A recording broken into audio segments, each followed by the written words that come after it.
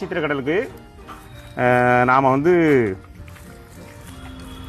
மரபு ரீதியான சுவர் வைக்கணும் அப்படின்னு நம்ம யோசிச்சப்போ நம்ம கலெக்டர் சார் தான் சொன்னாங்க இது மாதிரி களிமண் சுவர் வைக்கலாம் அப்படின்ட்டு. களிமண் சுவர் வைக்கலான்னா எந்த பகுதியிலேருந்து களிமண் எடுக்கிறது அப்படின்னு யோசித்தோம். எந்த பகுதி களிமண் சுவர் வச்சா நல்லாயிருக்கும் அப்படின்ட்டு. உங்களுக்கு வழக்கமாக களிமண் சுவருங்கிறது ஒரு கூலிங்காக உள்ளது. நீங்கள் ஏற்கனவே இந்த கொட்டாயை இப்போ பார்த்தீங்கன்னா கொட்டாய்க்குள்ள ஒரு கூலிங் இருந்துக்கிட்டே இருக்கும். அதோட அந்த பனைமட்டையோட ஸ்மெல் இதெல்லாம் சேர்ந்து ஒரு ஸ்மெல் வந்துக்கிட்டே இருக்கும், ஒரு வாசம் இருந்துகிட்டே இருக்கும். அது மண்ணோட வாசமும் இந்த களிமண்ணோட வாசமும் சேர்ந்து வந்தால் இன்னும் கொஞ்சம் நல்லாயிருக்கும் அப்படின்னு நம்ம யோசித்தோம். அப்போ தான் யோசித்து பார்த்தப்போ மாவட்டத்தில் ஒரு 3 இடத்துல நம்ம களிமண் சாம்பிள் எடுத்தோம். அதில் பெஸ்ட்டாக ஒரு இடம் நமக்கு கிடச்சிது. காமேஸ்வரம் ஏரி, கீரன் ஏரின்னு ஒரு ஏரி. அந்த ஏரியில்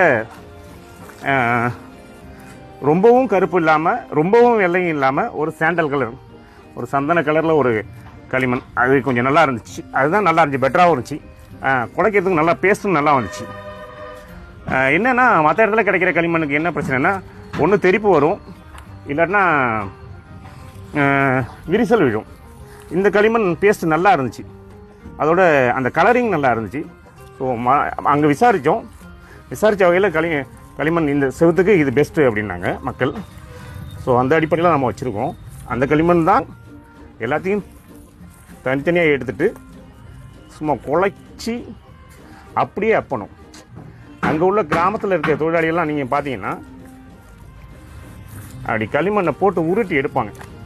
பிசைஞ்சு கையால் தான் பிசைவாங்க, காலால் மிதிச்சுட்டு கையால் அப்படி பிசைவாங்க. பிசைஞ்சு இது கூட இன்னும் கொஞ்சம் இந்த பேஸ்ட்டில் இன்னும் கொஞ்சம் இது வேணும், டைட் வேணும். அப்படி உருட்டி எடுப்பாங்க. அப்படி உருட்டி எடுத்து இப்படி ஒரு ரவுண்டு வச்சுருவாங்க.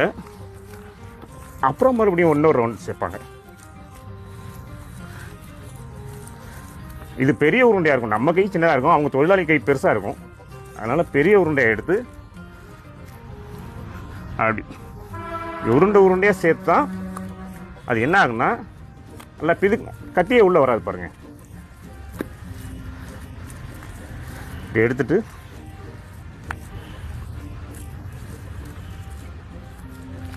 இப்படி எடுத்து அப்புறம் செவுத்துல அரையணும்.